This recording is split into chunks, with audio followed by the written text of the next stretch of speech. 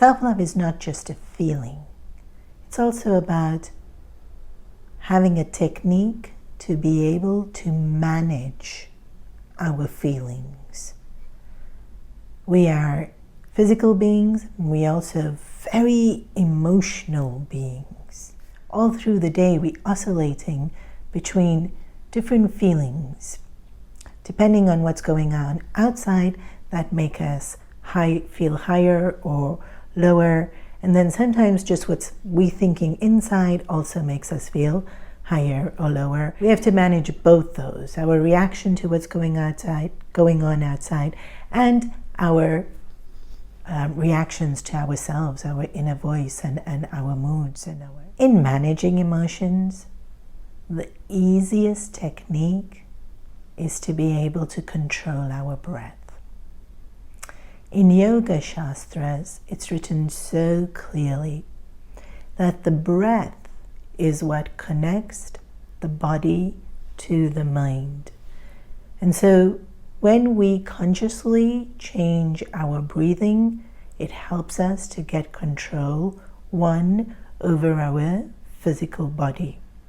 And so taking a deep breath in, slowly breathing out, we understand straight away that it fills our lungs with oxygen, and then that oxygen is great for our blood and our circulation, and that oxygen is also great for our mental processes and our mind. So the breath will nourish and invigorate bodily functions. But the breath is also linked to our mental functions.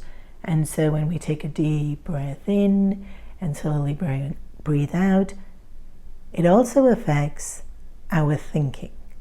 And just that deep breath in temporarily pauses the frantic rush of thoughts to give us a break to be able to potentially recalibrate. And one deep breath in may not be anywhere near enough. And so we might need to take quite a few deep breaths in to be able to pause the momentum of the onslaught of thoughts enough to be able to then redirect the thoughts, or to look objectively at the thoughts, or to even be able to slow them down so we can actually see what we are thinking. Again, Yoga Shastras say that the body and the mind are like a branch of a tree that has then forked out into two separate branches, and the two separate branches are body and mind, but the one holding them together is the breath. So if you pull at the breath, you pull at both body and mind.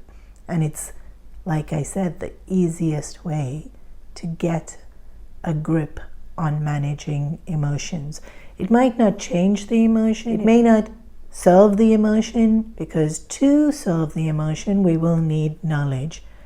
But at least it gives us a pause so that we can refer to our knowledge and then apply it to this emotion.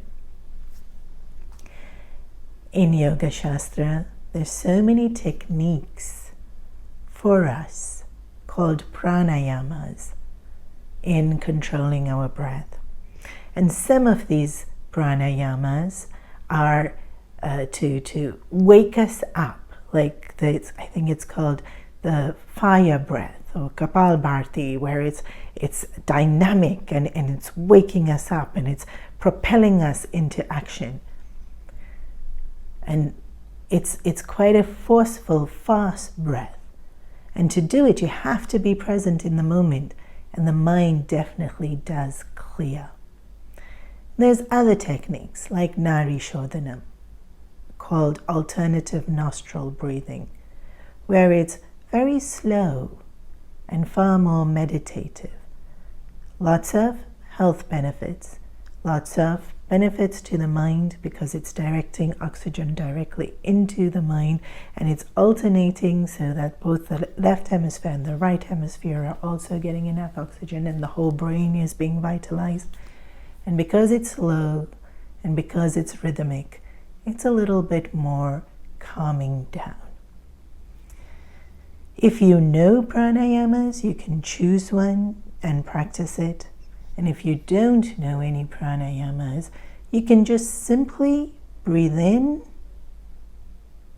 breathe out.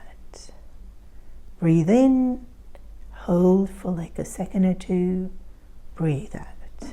And just continue that for 20 times in a row, and you'll already feel different by the end of it.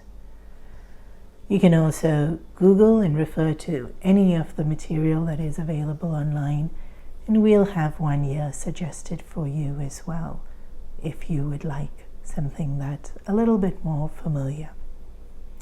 So today's task is to mindfully breathe, but it's to remind you that there are techniques that you can do that can give you a break and give you a better sense of management of all the thinking that is going on that is related to emotions.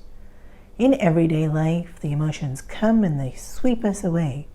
And then when they're over, we exhausted, and sometimes we think, why did I do that? And so we want a technique where we can hopefully catch it before it sweeps us away.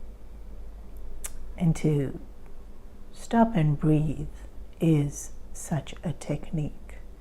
Caring for ourselves is equipping ourselves and preparing ourselves with what we need.